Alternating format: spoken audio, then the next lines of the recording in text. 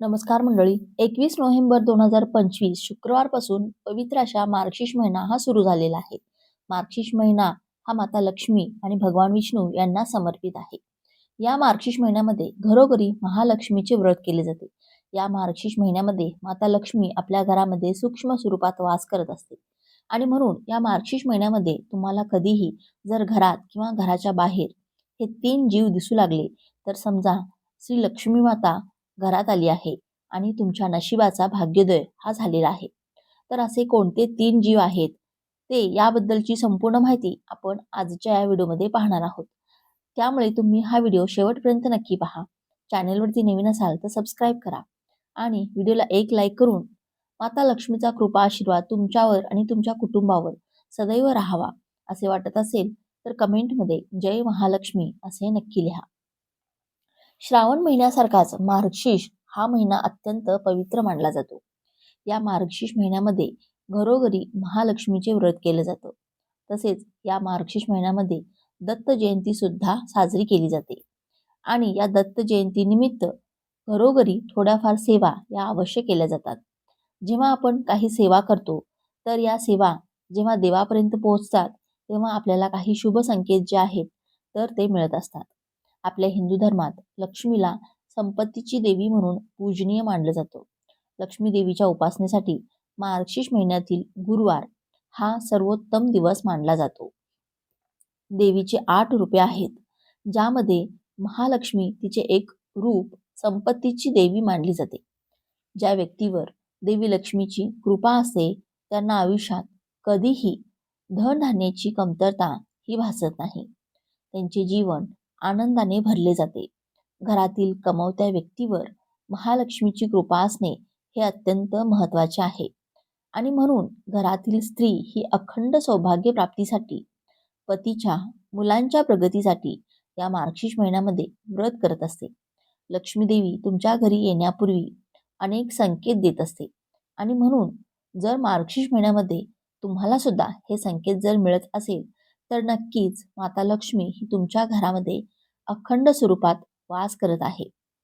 Number 1 त्यामध्ये पहिला संकेत असा आहे, जर तुम्हाला अचानक तुमच्या घरात किंवा घराच्या बाहेर मुंग्या दिसल्या, या मुंग्या समूहाने एकत्र जमलेल्या असेल तर देवी लक्ष्मीची कृपा ही वाढणार आहे.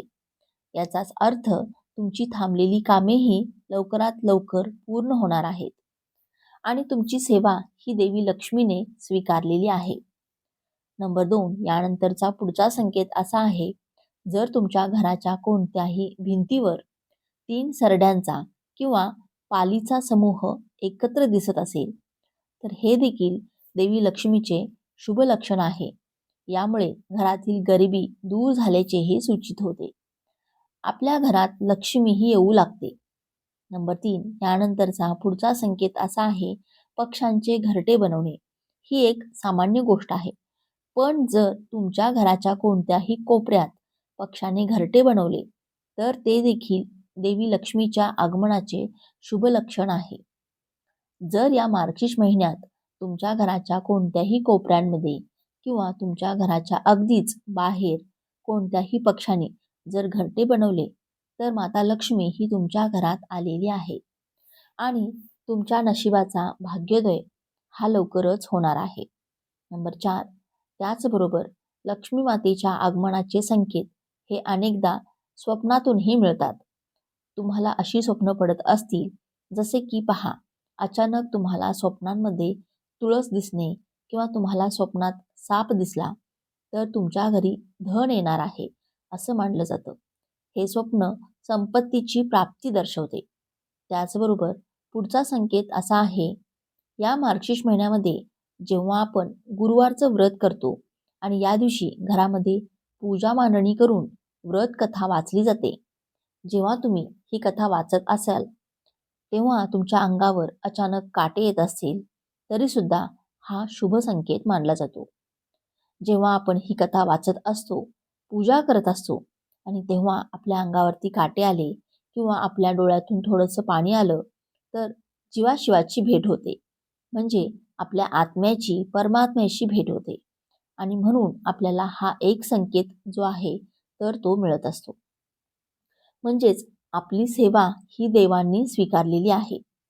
त्याचबरोबर पुढचा संकेत असा आहे, या मार्गशीर्ष महिन्यामध्ये जेव्हा तुम्ही घट मांडत असता, घट मांडल्यानंतर त्यावरती जो तुम्ही नारळ ठेवता, त्या नारळाला अचानक तडा गेला तर समजून जावे की घरातील नकारात्मक ऊर्जा नारळाने शोषली घेतली आहे.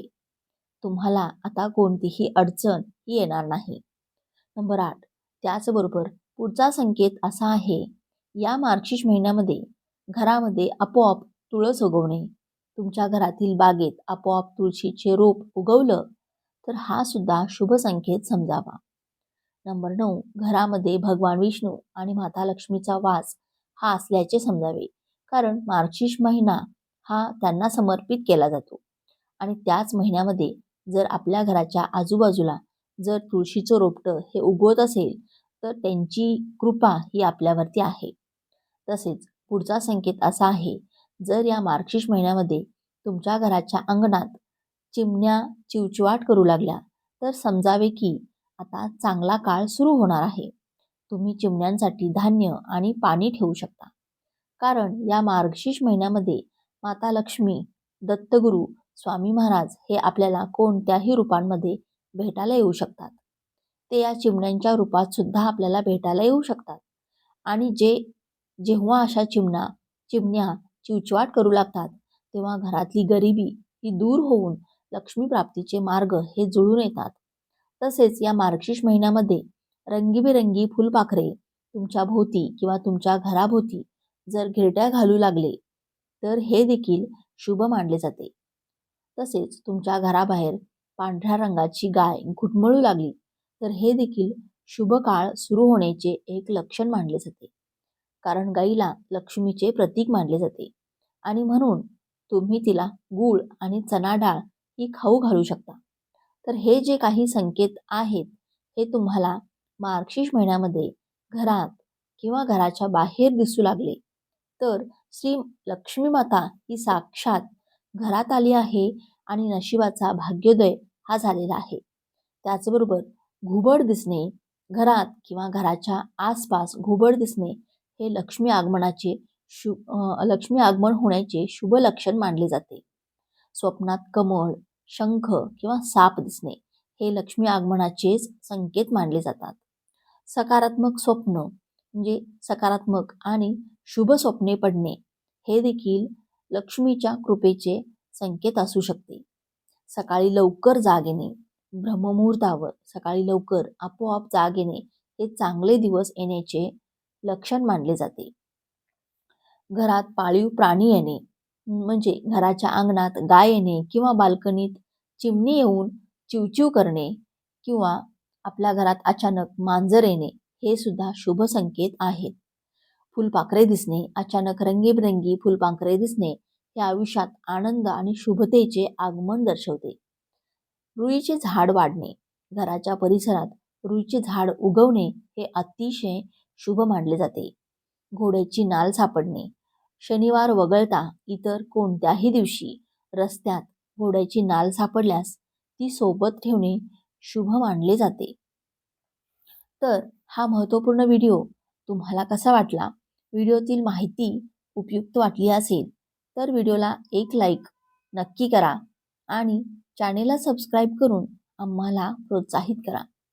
तसेच आपण सर्वांनी हा व्हिडिओ संपूर्ण पाहिल्याबद्दल आपणा सर्वांचे मनःपूर्वक आभार. धन्यवाद. श्री स्वामी समर्थ. जय महालक्ष्मी.